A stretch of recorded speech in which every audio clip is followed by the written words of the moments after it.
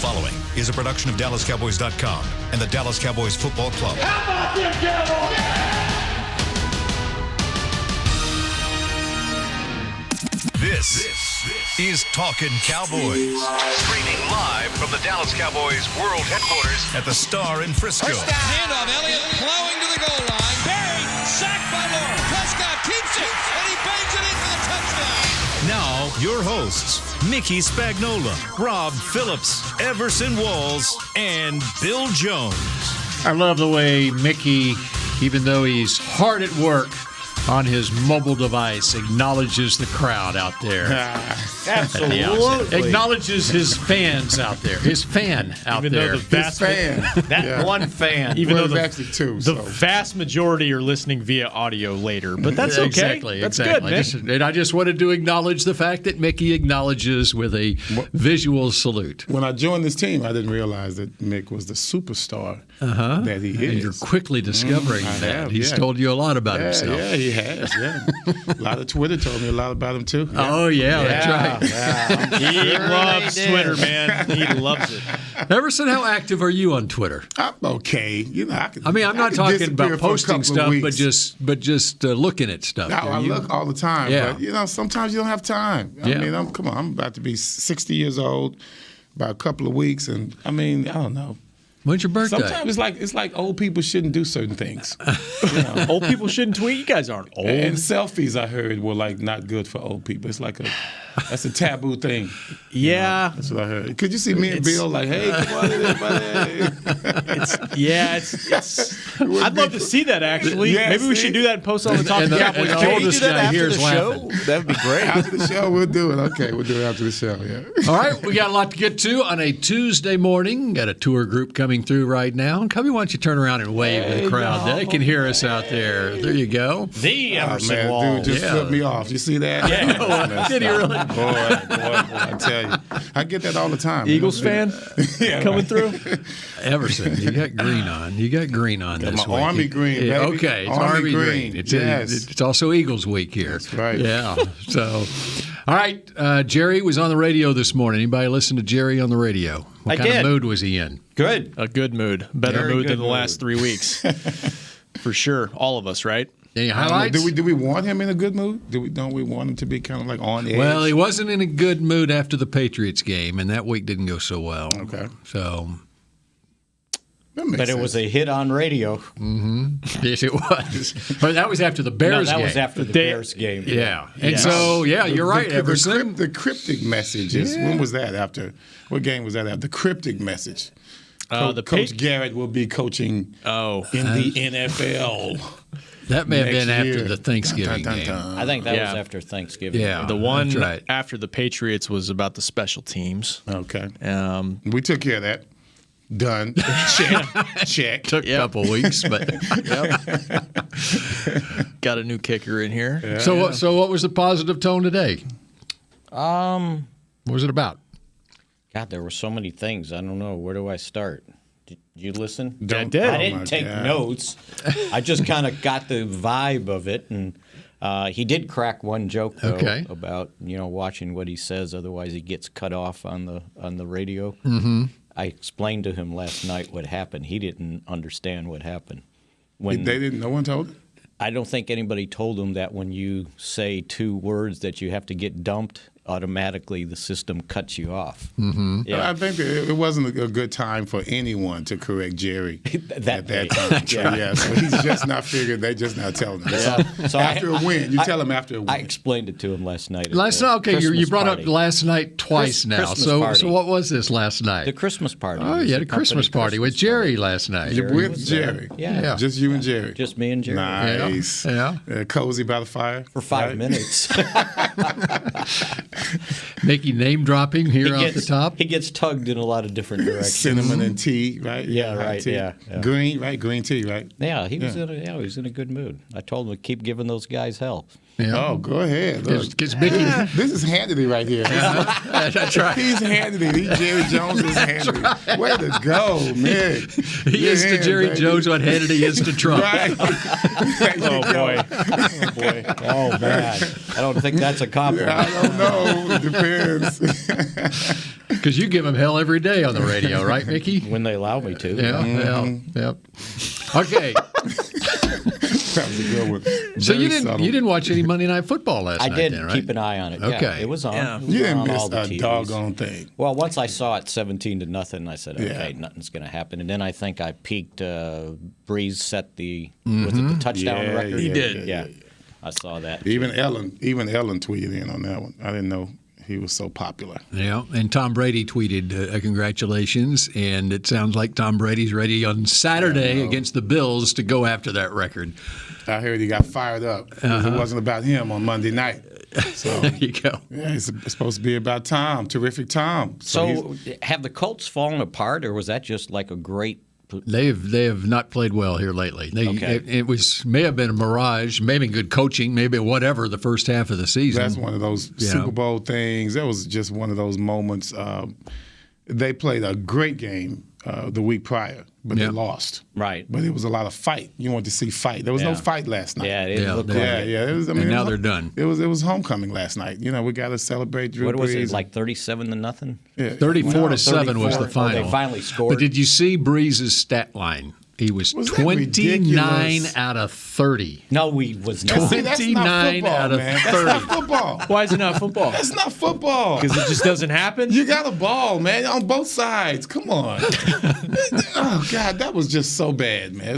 It's like It's hard to do that in pitching. practice, It's 7 on isn't it? 7. Yeah, 7 on because- 7. You're going to drop at least a pass. And with him, he's a shorter quarterback, so usually he's got at least one or two get tipped during the course of And the I game. know he's amazing. I am not arguing that fact, but come on, guys. You can't do that against 29, air. 30, 307, right? 29 for 30 for like 307 or Yeah, something. and 4 touchdowns. And Yep. 4 touchdowns. Whenever he felt like it. Watch out for the Saints. Whenever he felt like it. Watch out for the Saints. And how about this about Drew Brees? It's a state championship week here. Okay, Drew Brees at Austin Westlake. It was 1995 or 1996 he won the state championship. Think about how long this guy, and Brady for that matter, have been playing football.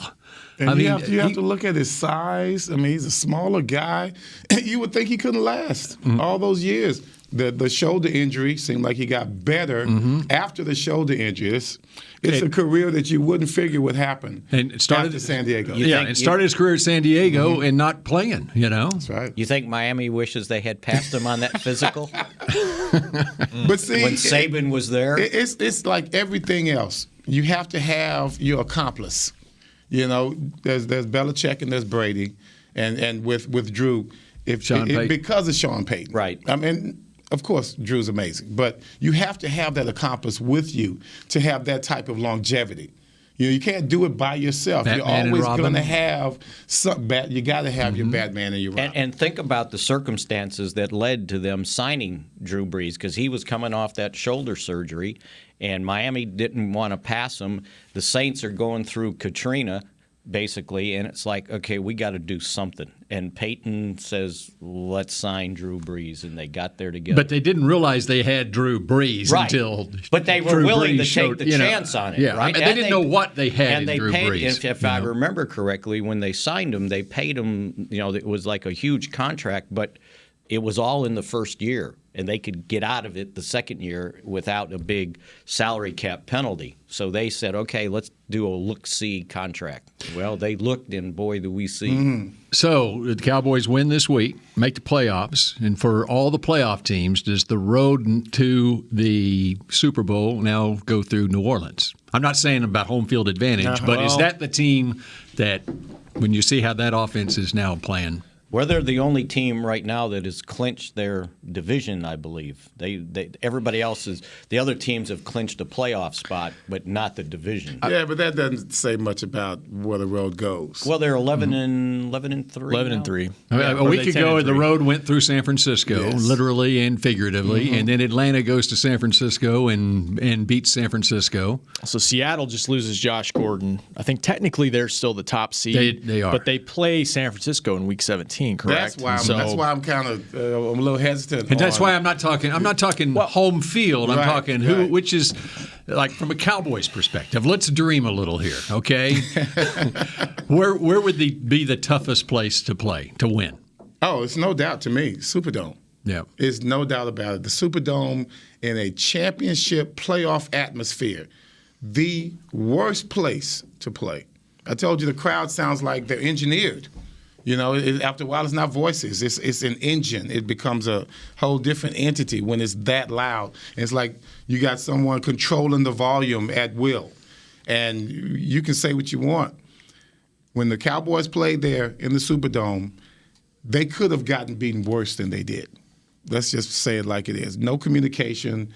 The crowd itself is their 12th and 13th man. And against a great defense as well at that time, which still great defense.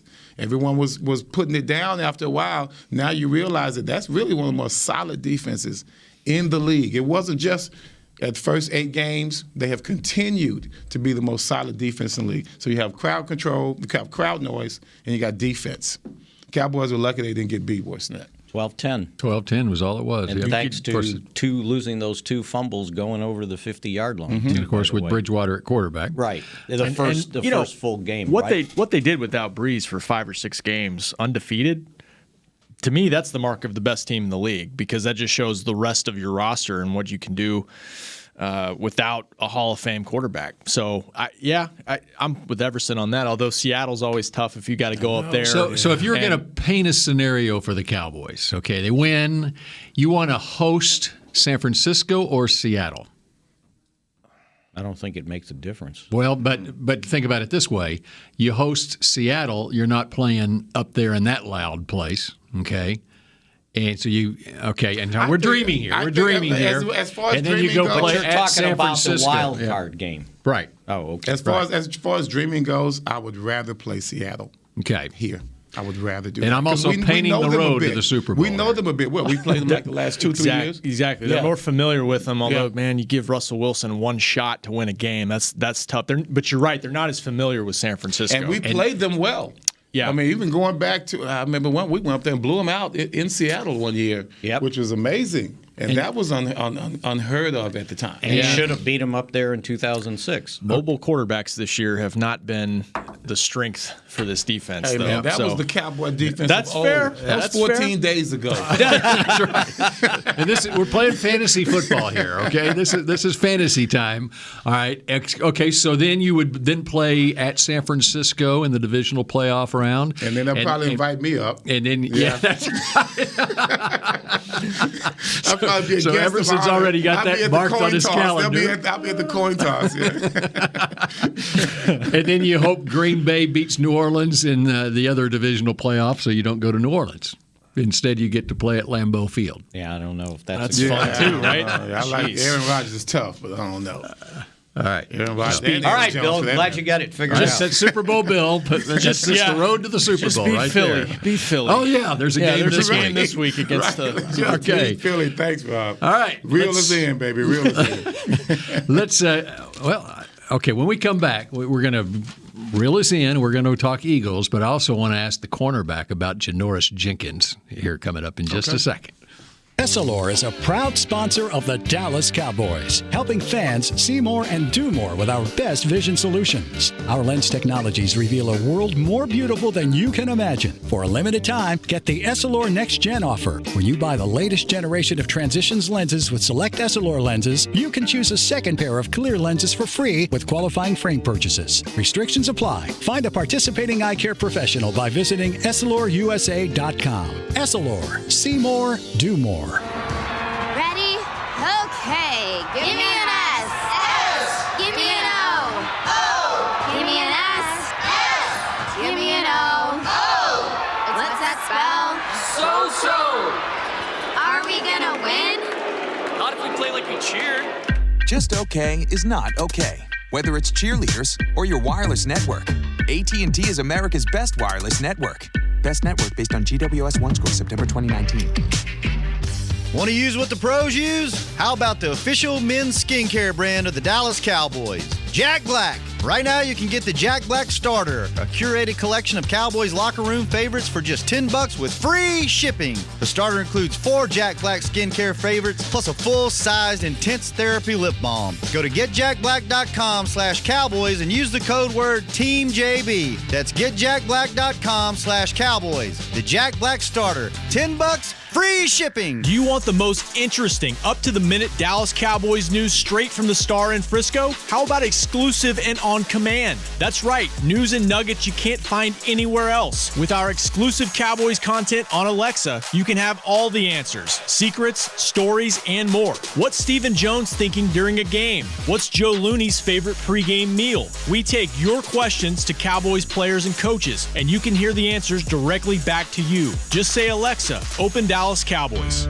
I'm Jay Novacek, former tight end for the Dallas Cowboys. Back in the day, I was the guy who always got the tough yards, and that's why I run with John Deere today. In fact, I have a John Deere 3025E tractor that can handle any yard work I need to do, even the tough yards way out back. So if you have 1 acre or 1,000, John Deere has the equipment that's just right for you. Visit a John Deere dealer today and run with us. We are the official tractor provider of your Dallas Cowboys. Back to Talkin Cowboys. Everson was going to do the read, and we were talking other stuff. Okay, we're going to throw it at. We're going to throw it at the cornerback. Okay, I see you try with so no hard preparation. yesterday. No preparation. He's going to pick off another pass. Christmas at the Star, presented by Albertsons and Tom Thumb, returns to the Star in Frisco. The 20-minute show electrifies the Star with a powerful mix of game day excitement and Christmas cheer. Every Friday and Saturday at 6 p.m. now through December 21st. Damn, that's not far at all. Man, Saturday. You better hurry up and do it. Hurry up. Admission and parking are free.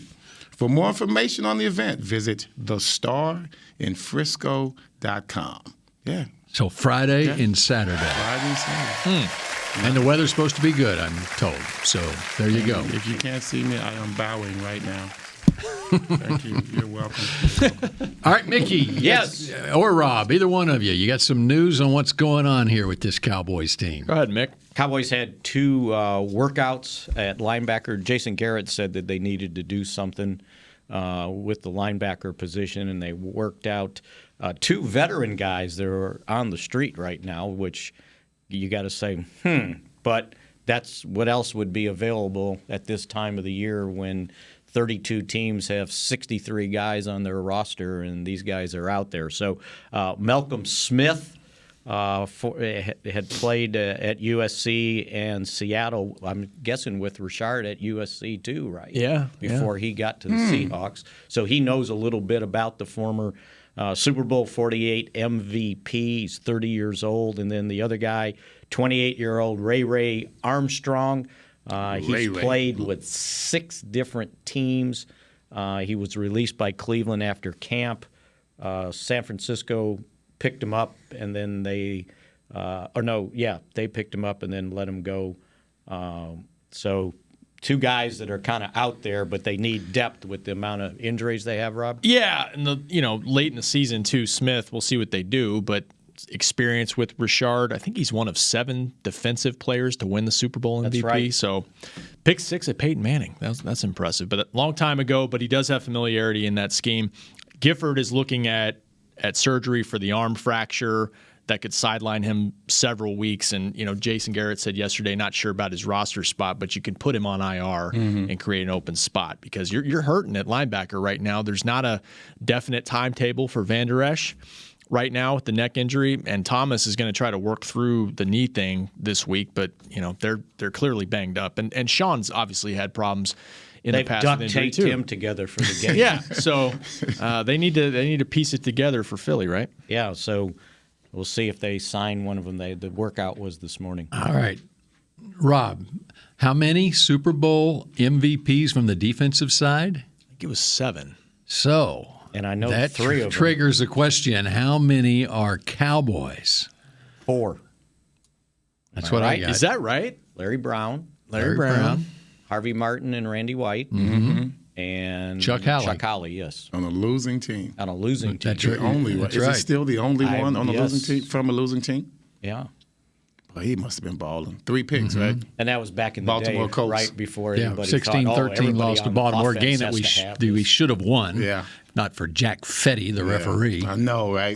Is that the John Mackey? Sound like right? The John Mackey play? That's right. Yeah. Dave Manders recovered a fumble on the goal line and went to the Colts instead. So that started the weird stuff happening to the Cowboys in playoffs, right? That's why. Actually, that ended the weird stuff, really. No, it's continued. We'll go take you to 2006, right? That's why I don't feel any empathy for the Saints.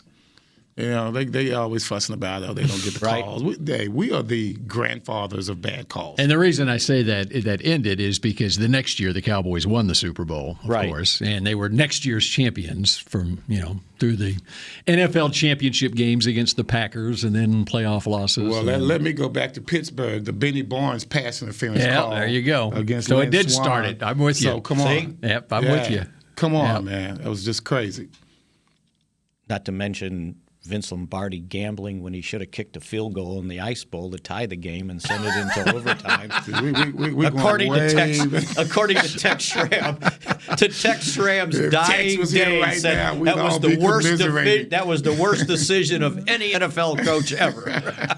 Rob, can you give us a report on the injury situation? What the hell we're talking about, for Rob, who? right But this Cowboys team, the injury situation, and why these linebackers are in here for looks. Didn't I just say it? Didn't I just break it down? I think I did. Luke Gifford. Yeah, out. Surgery. Fractured arm. Looks like he's headed for surgery. All right, Joe Thomas. Well, he's out then because if you got a broken bone in your arm, that's 6 weeks, right? Mm-hmm.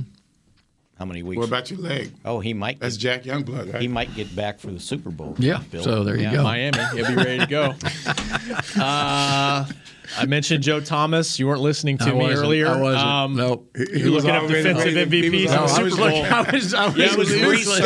He was studying. I was Googling Super Bowl MVPs. So, Bill, the only guy I lost you, Rob, when you said the defensive Super Bowl MVPs. I was out on whatever you said after I know.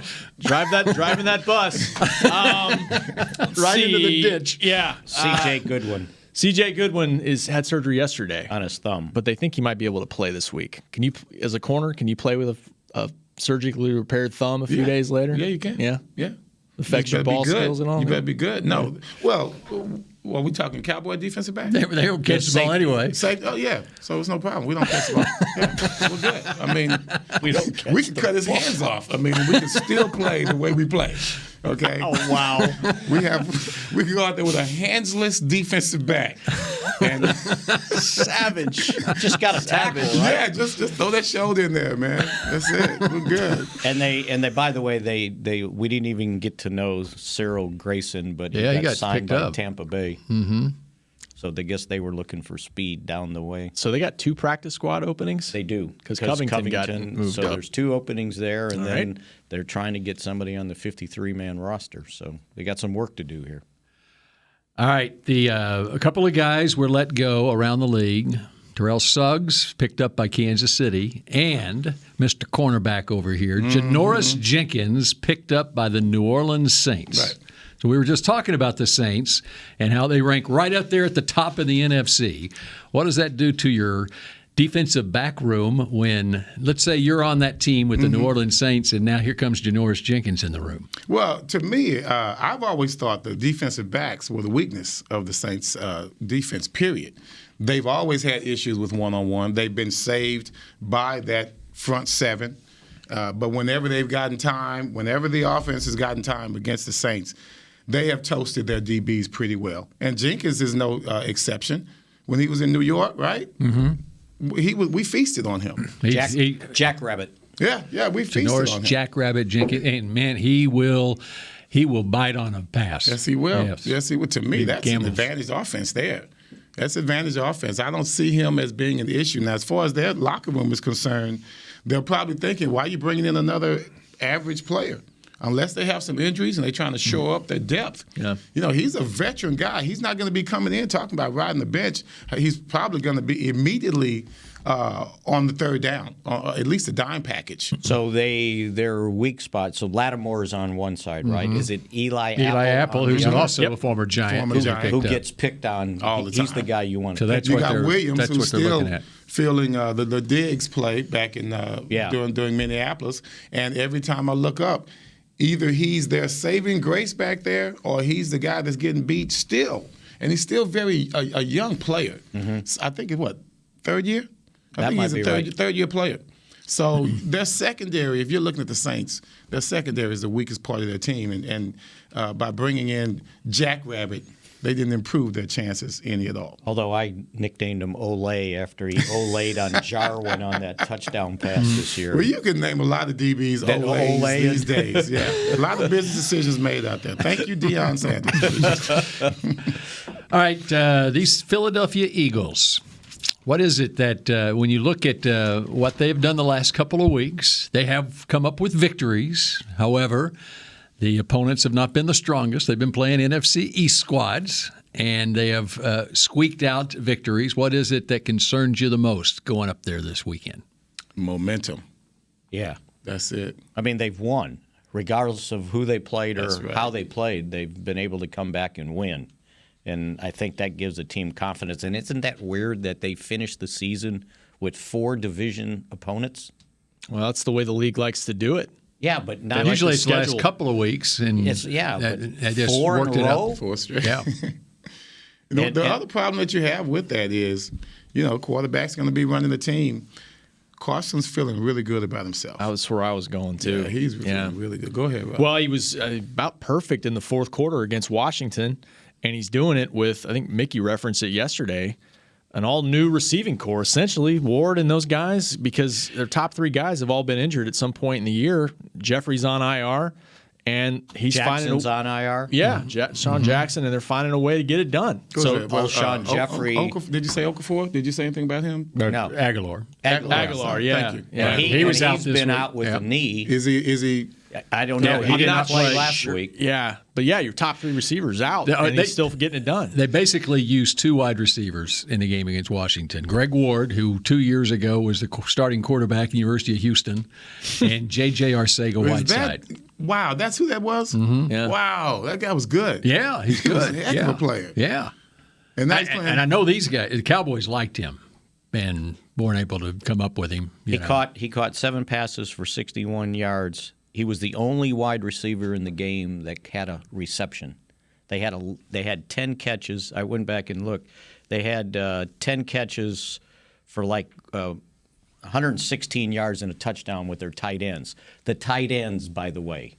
And who did all the catching for the Rams? The tight ends, by the way. Oh, this is right? Going to be an issue for us. There's no doubt about it. And the Buffalo Bills. We talked about that yesterday. The tight ends that have gone against us, a lot of them have had almost career days. Yeah. Yep. They've done things that they've never done before just from playing against us. Now, Higbee's, I think, 7 of his 11 catches. Yeah, that was Higbee was that fourth was quarter. Right. But that's who we ended up throwing to anyway. But we learned about Holtz for the Bears. J.P. Holtz. Yeah. So Rudolph, right, for the Vikings. Yeah. Rudolph. One-hander. Yep. All of a sudden, he's going to be making one-handed catches every week, starting with Dallas. I don't know where I wrote it down, but I went back to, I think, the Minnesota game and counted up the catches by running backs and tight ends. And I think for the rest, however many games that's been, it was like 53 catches. 53 catches by tight ends. Get ready. There's about to be about 53 more. Right, and they throw the ball to Miles Sanders, too, by the way. He had 6 catches last week. And then they've got Boston Scott, who is their Darren Sproles type player. Right. Who's, Mickey, how tall are you? At least 5'6". Well, Boston Scott is shorter. Is he Beasley size? He is very short. which makes it a problem for a defense. Savage Bill for a defense because you can't see him back there. Only he and Spags are talking about this. Yeah. Right? Hey, so Spags, what's it like to be a short? You know what? What's it like to be the runt of the group? The runt of the litter. You tell me that. I can still take you to the basketball. I guarantee you. God, I'd love to see that too. Let's get a selfie and one-on-one basketball between you two. That would be fun. Yeah. All right. You want to go to a break? It's up to you. All right, let's go to a break. Ditch? What is that? He's driving his bus. Let's try to get out of the ditch when we come back on Talking Cowboys. Mickey's got a read coming up next. Oh, that'll save the day. Since 1865, Stetson hats are American-made with pride right here in Texas. And Stetson is proud to be on the field with America's team. Want to show your Texas and team pride too? You can. By purchasing your own Stetson, you can look just like how the flag guys do on field at every home game. Stetson hats, the official crown of all self-respecting Cowboys, and your favorite football team. Get yours today in the Stadium Pro Shop or at Stetson.com. Ready? Okay. Give me an S. S. Give me an O. O. Give me an S. S. Give me an O. O. What's that spell? So. Are we gonna win? Not if we play like we cheer. Just okay is not okay. Whether it's cheerleaders or your wireless network, AT&T is America's best wireless network. Best network based on GWS 1 score September 2019. Essilor is a proud sponsor of the Dallas Cowboys, helping fans see more and do more with our best vision solutions. Our lens technologies reveal a world more beautiful than you can imagine. For a limited time, get the Essilor Next Gen offer. When you buy the latest generation of Transitions lenses with select Essilor lenses, you can choose a second pair of clear lenses for free with qualifying frame purchases. Restrictions apply. Find a participating eye care professional by visiting EssilorUSA.com. Essilor. See more, do more. So, you're shopping, and that's when you see it. Aisle 23. Dr. Pepper stacked from top to bottom as far as the eye can see. The phrase too good to be true comes to mind, yet there it is. A rich, delicious Dr. Pepper paradise. Wait, did that can of Dr. Pepper just open itself for you? They all are. As if to say, so nice to treat you. And even though it feels weird to talk to a can, you pick one up and say, it's so nice to be treated. Dr. Pepper, so nice to treat you. Back to Talkin' Cowboys. Bill, you need to send your holiday list packing because if you go to getjackblack.com, they've still got free 2-day shipping. Now, it's a limited time offer. It expires midnight on the 20th. So go to getjackblack.com, use the code SHIP, and you better shop now. That's a tough The word. code is SHIP. SHIP with a P. Right. I want to make sure we get that. Yeah. I don't want to get dumped. All right, Cowboys off today and back to practice tomorrow. Cowboy players were talking about Jason Garrett's pregame speech on Saturday night, and that's gotten some talk So does how much credit does Jason Garrett get for this win? No, he just gets credit for the losses. Yeah. Okay. Gets blamed for the losses? Yeah. So what's going on with the win. pregame? Talk to me. What did they say? I mean, it was a baseball story, apparently. Now, the context of it, we're still trying to dig and find out, right? Yeah, I think it was something that took place in high school, and he talked about team, about how when one side of the ball, lets down, the other side's got to pick up, and you got to play complementary football, which is kind of what they did. Now, if that was the solution, he should have done it 5 weeks ago, right? Dak has been talking. Dak has used the word complementary or the phrase complementary football for like 2 months because that Philly game, the first Philly game, that was the best example we've seen of it. And I think Dak said it the last couple of weeks. We just need to be good to each other. We got to find, and Everson, you got to be able to pick each other up if one side's not doing well. Well, that's what we've been talking about. I know ever since I've joined the show, it's been an emphasis on how you can't just let your offense be the catalyst of the team. Just because the offense gets off to a slow start doesn't mean the defense has to give up points. And I've always said the defense has to be the catalyst for any type of success, any type of attitude shown during the ball game. They set the tone. Yep. We've always been this team ever since we've had this makeup with this great offensive line. Then here comes Zeke, here comes Dak. We've always accepted the fact that offensively we control the pace of the game. I've just never been a fan of that. It's fun to watch, but that eventually defenses are going to figure you out. I played defense. I've been with some great defensive coaches. Eventually, you play 3 games, man, that's great. All of a sudden, those 3 games are going to be combined into a quality control reel, and they've got great coaches and quality control people that says, this is the antidote to what they're doing. Especially now with technology. You got a better read on anybody than you ever used to. And like the 07 Pats that were putting up 40 points a game. By the time they got to December, that points per game was shrinking a little bit. So you're those coaches absolutely get right. paid too. Yeah, they get paid too. Especially if you send a film crew up into the press box. And yeah, shoot the sideline. they are really good. Just they are from the clouds today. Just savage. Savage. Why would you do that against the Bengals? Because you have to get prepared for them, I guess. It's the Bengals. Make sure you weren't making any mistakes. Can't you beat the Bengals without doing that? Look at how they prepared for the Jets. After the Jets beat us, they just went into attack mode and we're going to make sure we're going to devour these people. Sounds like if you look at the video that they had to turn in, that basically it was on the sideline and focusing right in on the coach's hand signals. I just let you know, guys, Belichick leaves no stone unturned. Should we compliment him for that? Or vilify him? If you're a defensive player, that's great, right? He leaves no stone unturned. We're going to check every box. So he gets credit for that. Even if they send guys that don't know anything about football to go cover some story, right? And it's like, just so would he be like the Gaylord Perry of right? That's good. All right, Cowboys run game. There's talk about so much talk, and deservedly so, on the performance of Tony Pollard in the game with 131 yards rushing. Zeke had 117. This is what you want in your running game. Okay, you got Zeke, but I hear a certain narrative out there that, well, then why did you pay Zeke all that money if you got Tony Pollard here and give Tony Pollard more touches and so forth? Tony Pollard is a compliment yes, to Zeke. The reason it works That's is complimentary football. Complimentary. Boom. Very good. There we go. What you have is a defense that accustomed to, and as Rob pointed out yesterday, just Zeke was running as if he was a battering ram.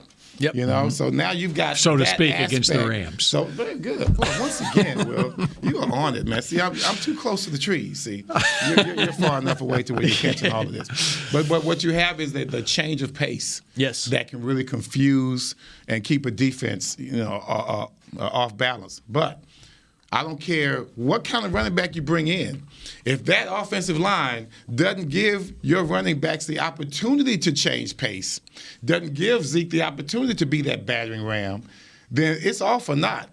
Zeke can be as strong a runner as he wants to be. If there's no crease there for him, if there's no parting of the waves, then he's not going to be as effective. So let's just say what it is. When that offensive line is playing, you can put Spags back there, and you're going to get some yards. God, they won't even see me, right? That's just the way it is. That offensive line dominated the way they should have, and I hope they continue it because we talked about 2 weeks ago, I believe I said, that's how you play playoff football.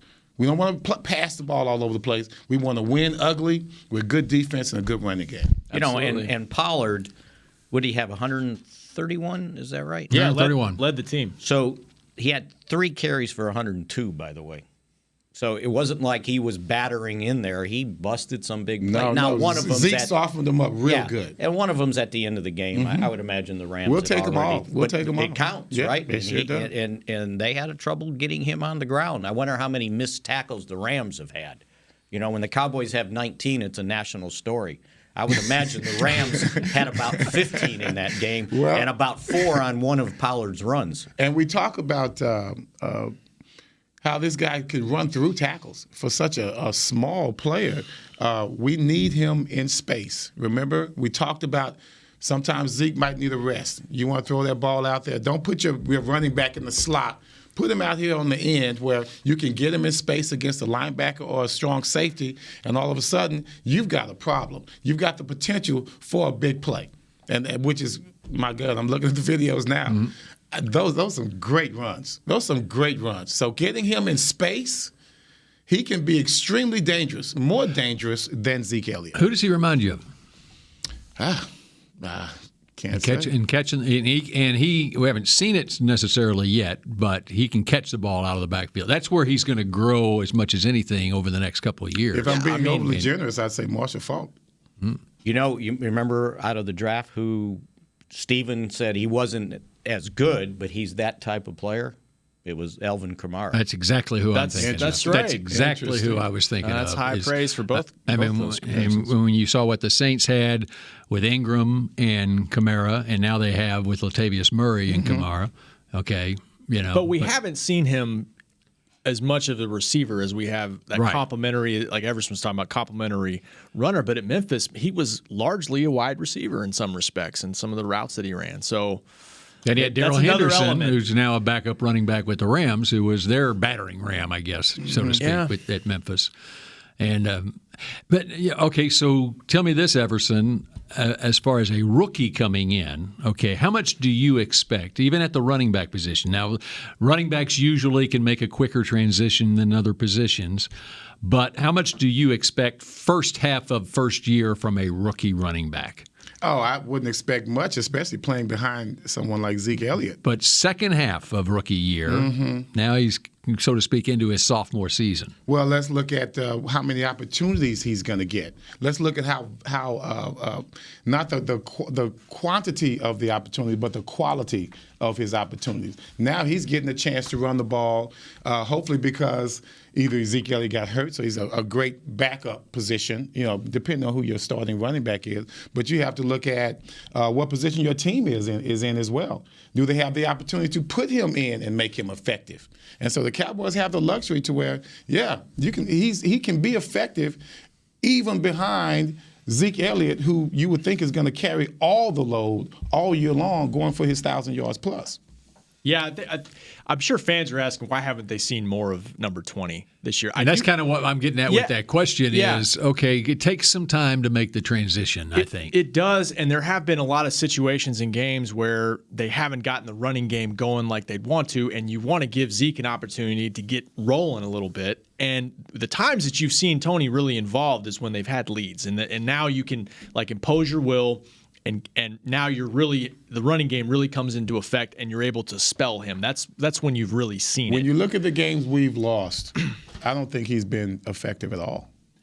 I could be wrong about that. Yeah, but I don't think he's been effective at all. Not a lot of snaps. Remember, he had the sprained ankle, so he didn't play in the 2 games ago Bears game, right? He's over that. No question. Yes, he is. No question. And I think that he had 23 carries, so that was his most carries since the first and third game of the season. See, those were blowouts, right? Well, this was somewhat of a blowout, but he had chance. He had significant carries, though. When getting both of them, I think the position he plays and the things they want to do with him. It's not a traditional running back, so maybe it's more complicated to get him into the passing part. Well, the Cowboys were still talking about trying to get Zeke more involved in the passing game. Right. So you can't. See, you have to have the opportunity to do that. The fact that he's even this effective behind the Zeke Elliott, who. Okay, well, Tony Pollard wants to do this. Well, so does Zeke. Right. And Zeke deserves to do this. See, and think about this. And think about this offense. And they want to get Jarwin more involved. Yeah, and we need Cooper more involved. And don't forget about Cobb, by the way.